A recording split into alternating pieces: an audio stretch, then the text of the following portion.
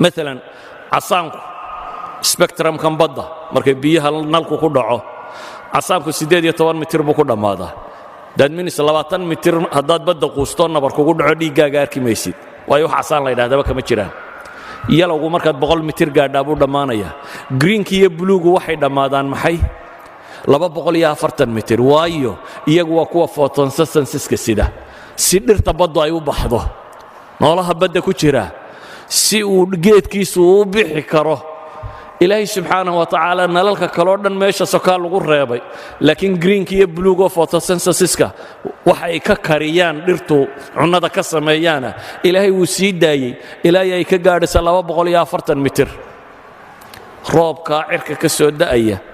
biyaha ilaahay wuxuu ka dhigay dissolvable wax kastaaba ku milmi karaan inta ugu badan mineralsku waxay ku milmaan waa biyaha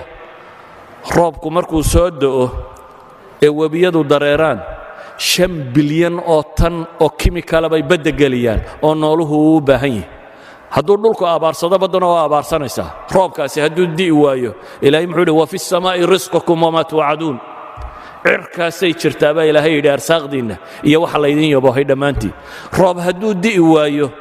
kalluunkuna wuu dhammaanayaa badda waxa ku jiraana waa dhammaanayaan waayo mineralskay dhulka ka helayeen oo dhan heli maayaan bale oxygen ku filan heli maayaan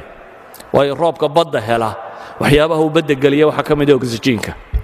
saa daraaddeed kalluunka laftiisa abaarsanaya hadduu roob heli waayo noloshan sidan u dhisan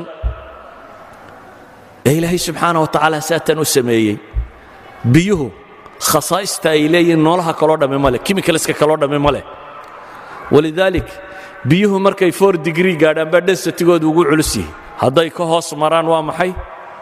wuu fududaadaa waa sababta ilaahay ugu talagalay in badda waxa ku nool yihiin wa ilaa hadday 0 degree markay sii gaadhaba hadduu densitigu sii cuslaanayo barafka